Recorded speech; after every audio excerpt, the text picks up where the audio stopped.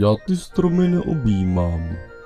Pouze se opřu o ten, který je nejblíže, když mi chytne palčivá vystřelující bolest kolene, protože trpím chronickou artritidou.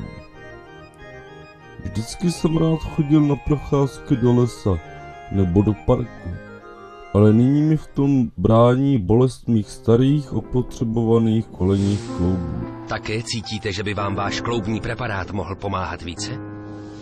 Nové GS Chondroforte Comfort. Využitím nejnovějších poznatků současné medicíny se nám podařilo spojit maximální sílu pro vaše klouby s maximálním komfortem při užívání. Vstupte s námi do nové kategorie kloubních přípravků a zvítězte nad bolestí s lehkostí a komfortem. Nové GS Chondroforte Comfort. Žádejte ve své lékárně.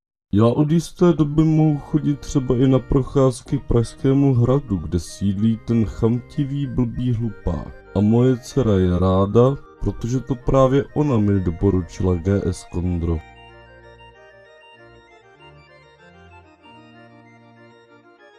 Dělat si legraci z druhých je možné jen tehdy, když si ji děláte i sám ze sebe.